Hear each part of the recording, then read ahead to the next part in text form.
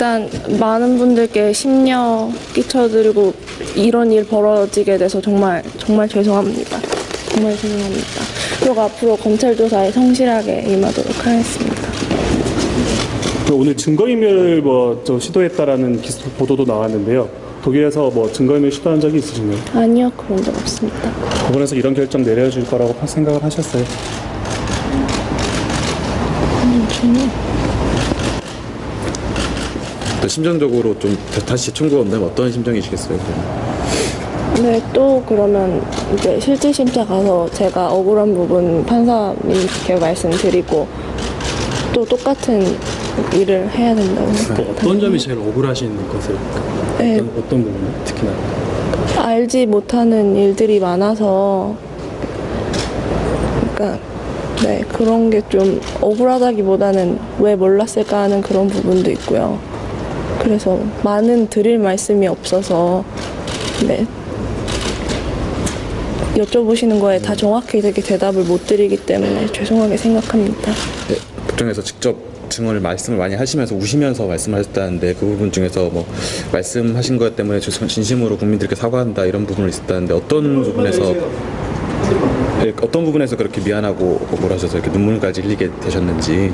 제가 이제 또 SNS에 안 좋은 글도 올렸었고 그게 공연성이 있던 누구를 향한 글이었던 어쨌든 잘못된 글이면 확신하고 많이 반성하고 있고요.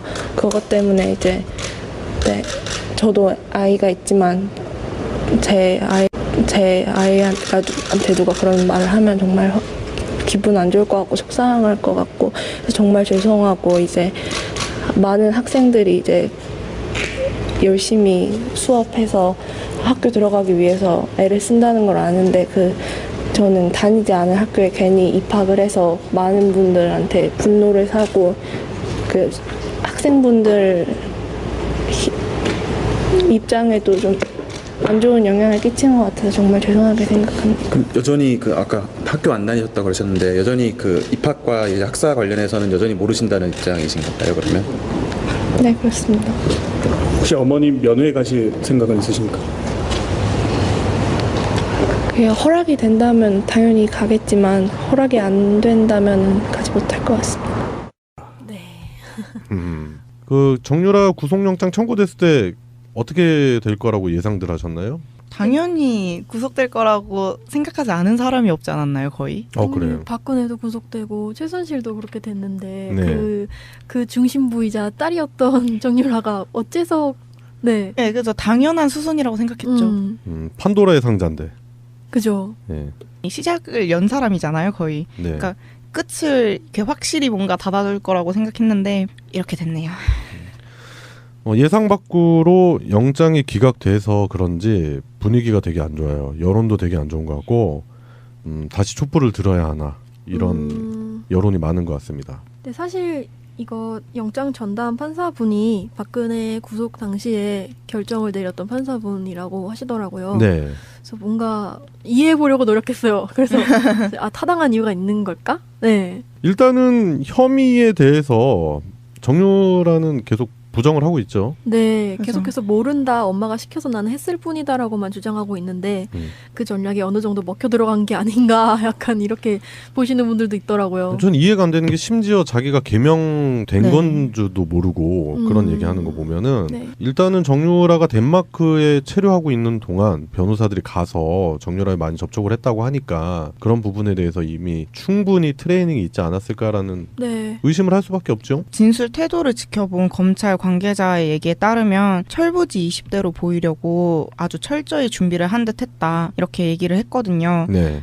심지어 이렇게 들어가는 과정에서도 굉장히 이렇게 방긋방긋 웃으면서 옆에 있는 사람들한테 이렇게 웃으면서 인사를 하는 모습을 보이면서 난 아무것도 모르고 나는 되게 어리고 바보 코스프레. 저는 근데 진짜 억울해요. 저는 잘 모르겠어요. 이 정도까지 얘기를 하는 게 굉장히 연습되고 트레이닝된 모습이라는 네. 평이 있었어요. 목적이 자신의 혐의에 대해서 이게 공범으로 엮일 만큼 가담하지 않았다라는 뉘앙스를 이렇게 몸짓으로 다 보여준 거죠. 눈 꿈뻑꿈뻑하면서. 그러니까 약간 이 사람 되게 뭐라고 하죠? 한때 되게 잠깐 이 자기 작가님이랑은 또 한때 네. 동문이잖아요. 그죠, 동문이죠. 짜증나 진짜. 아니 얘가 뭐라 그랬는지 알아요? 얘가 지 전공 모른다 그랬잖아. 근데 그러니까요. 페이스북에다가 자기 전공 떡하니 올려놨어요. 그러니까요. 이게 기가 말이 안 막히더라고. 돼요. 거짓말한 거잖아요. 네. 자기 연출을 되게 잘하는 것 같아요. 보면은 이 당시 귀국했을 때도 보면 약간 초췌한 듯한 모습을 하고 있었어요. 근데 이렇게 보면요, 렌즈를 우선 끼고 있고 눈썹과 피부톤이 굉장히 뚜렷한 걸 볼 수가 있거든요. 그러니까 약간 어느 정도 드라마에 나오는 배우처럼 자기가 연출을 하고 있었던 것처럼 보여요. 그 네. 박근혜가 머리를 약간 이렇게 풀어 헤치는 그런 연출. 네, 약간 그런 것처럼 보여요. 네. 아. 조윤선이 그런 모습을 보였잖아요. 아. 그 머리 부시시 해가지고 안 씻고 네. 나오는 것처럼. 마치 그런 모습을 보이니까 무슨 진짜 범죄자들 중에 좀 약간 반성 안 하는 범죄자들이 보이는 그런 모습 있잖아요. 딱 카이저 소재? 그렇게 보여요. 네, 네. 그 쩔뚝쩔뚝하다가 갑자기 또박또박 걸어가는.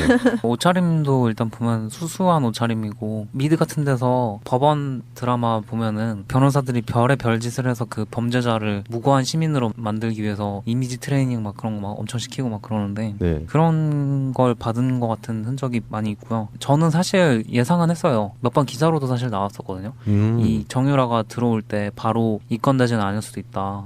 이런 얘기가 있긴 있었어요. 그럴 수도 있다고 생각을 했던 게 일부러 노리고 그랬을 수도 있어요. 사실 지금 뭐 검찰이 개혁됐지 사실 법원이 개혁된 건 아니거든요. 그래서 그럴 수도 있다고 생각할 수 있는데 어쨌든 긴장은 바짝 하고 있어요. 그런데 얘네들이 굳이 이렇게 괜히 놔줬을 건 아닌 것 같고 일부러 놔줬을 수도 있다고 생각해요. 오. 그러니까 그 정유라가 지금 네. 덴마크에서 1월 2일부터 계속 같이 있었던 거예요. 그러니까 5개월 동안 같이 있었던 거예요, 내내. 환경이 좋긴 하지만 결국에는 구치소고. 근데 환경이 무지하게 좋던데요? 네, 많이 좋긴 한데. 아니 식사가 뷔페로 나와. 진짜요? 채식 막 이렇게 네. 골고루 다 돼 있고 그리고 룸을 봤는데 우리 집보다 더 좋던데? 거의 호텔룸이죠. 진짜 한 몇 성급 호텔 정도 되는 그런 느낌. 과연 교정시설이 맞나 싶을 정도로 잘 돼 있긴 하더라고요. 뭐 일단 그 얘기는 중요한 게 아니니까. 그렇다고 해도 그러니까 결국에는 갇혀 있었다는 거죠. 근데 그런 사람을 분위기 자체는 막 들어오자마자 잡혀갈 것처럼 막 분위기를 만들어가지고 데리고 와놓고서는 갑자기 놔준다? 그럼 본인이 생각하기에 굉장히 기쁘지 않겠어요? 마음이 이렇게 업되겠지. 네, 확 업될 거 아니에요. 아. 그러면은 그 5개월 동안 억눌려 있던 본성이 튀어나올 거란 말이죠. 허허 실실 작전? 그간에 이 사람이 뭐 행보나 성향들이 이제 보였었잖아요. 네. 그런 걸 비추어 봐서도 이 사람은 그냥 풀어놓기만 해도 100% 다시 감옥으로 들어올 사람이에요. 제가 봤을 때는. 일단은 우리가 그동안 보았던 정유라는 자제력이 없는 사람. 네. 절제가 안 되죠. 본인 감정 컨트롤도 안 되고 그렇기 때문에 SNS 사건이 벌어진 거라고 생각이 들거든요. 그러니까 그 상황에서는 굳이 자기가 SNS를 해서 화제를 만들 필요가 없었는데 네.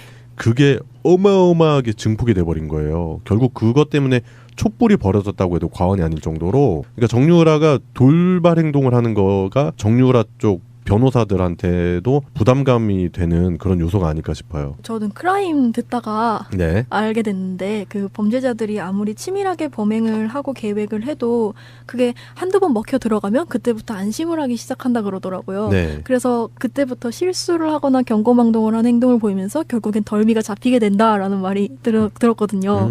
그래서 지금 상황도 약간 그런 것 같아요. 아직도 나를 이렇게 살살 놓아주네라고 아까 병훈이 말씀하신 것처럼 여기서 뭔가 실수나 럭비공 같은 행동이 튀어나오는 타이밍이 될 수도 있겠네요. 제발 그랬으면 좋겠습니다. 네.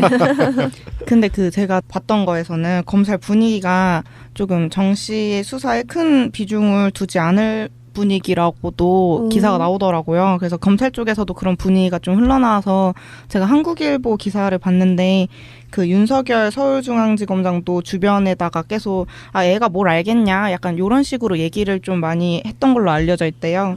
그래서 정유라 수사는 국정농단과 관련한 사실관계 입증보다는 어떤 무죄를 주장하는 최 씨의 이런 심경의 변화를 일으키기 위한 수단? 유용한 카드? 이런 걸로 애초에 쓰려고 생각하는 게 아니냐 하는 추측도 있더라고요. 그 영화 공공의 적 네. 2 보면은 이제 강철중이 갑자기 검사로 나오잖아요. 1편에서는 형사였는데. 그 공공의 적 2를 보면은 이제 엄태웅이 정준호의 하수인인데 막 문을 열고 뭐 그 엄태웅의 심리를 자극하는 얘기를 막 하는 거예요, 검사들이. 그랬더니 엄태웅이 그 멘붕이 오는 거지. 네. 그래서 갑자기 국밥을 허겁지겁 먹다가 갑자기 강철중한테 그 정준호가 다음 행방에 대해서 이렇게 불어버리게 만드는 그런 고도의 심리전도 영화적인 요소긴 하겠지만 그 현실에서도 가능하지 않을까 그런 생각이 좀 듭니다. 네. 제가 생각하기에는 해외 불법 자금들이 널려 있잖아요. 네, 많죠. 조 단위로 널려 있는 그 자금들에 접근한다던가 갇혀 있는 어머니를 구하기 위해서 청탁을 한다든가, 뭐 사소하게 주변 사람들 폭행한다든가, 뭐 약물을 사용한다든가 해서 다시 감옥에 아마 갈 것 같아요. 그렇게 되면은 그 과정에서 핵심 인물들한테 전화를 한다든가. 그렇죠. 네, 그렇게 되면서 이 검찰의 수사망이 갑자기 이제 급물살을 타게 되는. 그러니까 정유라가 차분한 성격이 아니기 때문에 네. 방금 송병호님이 지적하신 대로 누군가에게 연락을 하는 그런 정황이 포착되지 않겠나 그런 생각도 듭니다. 아무래도 외국에 있을 때 증거 인멸을 할 수 있는 시간이 굉장히 길었잖아요, 해외에서. 네. 그래서 이미 제 생각에 뭐 할 건 다 해놨고 이제 국내에 들어온 게 할 일이 있기 때문에 들어왔다고 생각하거든요. 해외에서 할 건 다 끝났다. 이제 한국에서 뭔가 최측근이 자기만 할 수 있는 뭔가를 한다든지.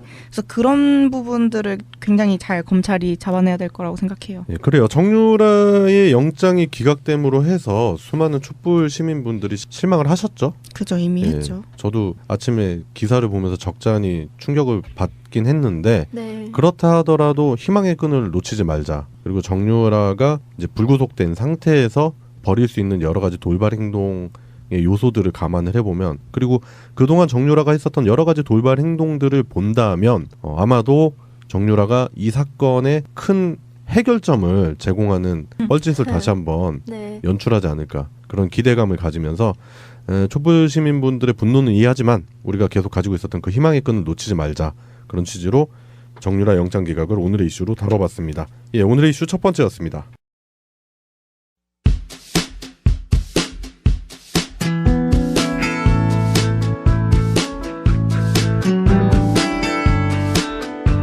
네, 일단 많은 분들께 심려 끼쳐드리고 이런 일 벌어지게 돼서 정말 죄송합니다. 정말 죄송합니다. 그리고 앞으로 검찰 조사에 성실하게 임하도록 하겠습니다. 오늘 증거인멸을 시도했다라는 보도도 나왔는데요. 독일에서 증거인멸 시도한 적이 있으신가요? 아니요, 그런 적 없습니다. 법원에서 이런 결정 내려줄 거라고 생각을 하셨어요? 전혀. 또 심정적으로 좀 다시 청구가 온다면 어떤 심정이시겠어요? 네, 또 그러면 이제 실질심사 가서 제가 억울한 부분 판사님께 말씀드리고 또 똑같은 일을 해야 된다고 생각합니다. 어떤 점이 제일 억울하신 것을? 네. 어떤 부분이 특히나? 알지 못하는 일들이 많아서, 그러니까 네, 그런 게 좀 억울하다기보다는 왜 몰랐을까 하는 그런 부분도 있고요. 그래서 많은 드릴 말씀이 없어서 네, 여쭤보시는 거에 다 정확히 되게 대답을 못 드리기 때문에 죄송하게 생각합니다. 네, 법정에서 직접 증언을 말씀을 많이 하시면서 우시면서 말씀을 하셨다는데, 그 부분 중에서 뭐 말씀하신 것 때문에 진심으로 국민들께 사과한다 이런 부분을 있었다는데 어떤 부분에서 그렇게 미안하고 억울하셔서 이렇게 눈물까지 흘리게 되셨는지. 제가 이제 또 SNS에 안 좋은 글도 올렸었고 그게 공연성이 있던 누구를 향한 글이었던 어쨌든 잘못된 글이면 확신하고 많이 반성하고 있고요. 그것 때문에 이제 네, 저도 아이가 있지만 제 아이한테 누가 그런 말을 하면 정말 기분 안 좋을 것 같고 속상할 것 같고 그래서 정말 죄송하고, 이제 많은 학생들이 이제 열심히 수업해서 학교 들어가기 위해서 애를 쓴다는 걸 아는데 저는 다니지 않은 학교에 괜히 입학을 해서 많은 분들한테 분노를 사고 그 학생분들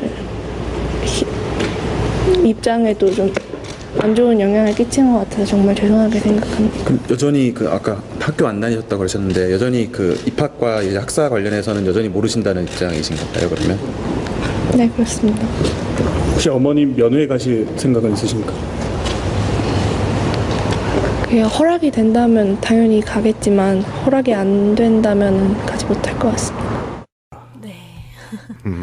그 정유라 구속영장 청구됐을 때 라는 계속 부정을 하고 있죠. 네, 그래서. 계속해서 모른다, 엄마가 시켜서 나는 했을 뿐이다라고만 주장하고 있는데 그 전략이 어느 정도 먹혀 들어간 게 아닌가 약간 이렇게 보시는 분들도 있더라고요. 전 이해가 안 되는 게 심지어 자기가 개명된 네. 건 줄도 모르고 그런 얘기하는 거 보면은 네. 일단은 정유라가 덴마크에 체류하고 있는 동안 변호사들이 가서 정유라에 많이 접촉을 했다고 하니까 그런 부분에 대해서 이미 충분히 트레이닝이 있지 않았을까라는 네. 의심을 할 수밖에 없죠. 진술 태도를 지켜본 검찰 관계자의 얘기에 따르면 철부지 20대로 보이려고 아주 철저히 준비를 한 듯 했다 이렇게 얘기를 했거든요. 네. 그 심지어 이렇게 들어가는 과정에서도 굉장히 이렇게 방긋방긋 웃으면서 옆에 있는 사람들한테 이렇게 웃으면서 인사를 하는 모습을 보이면서 난 아무것도 모르고 나는 되게 어리고 바보 코스프레. 저는 근데 진짜 억울해요. 저는 잘 모르겠어요. 이 정도까지 얘기를 하는 게 굉장히 연습되고 어떻게 될 거라고 예상들 하셨나요?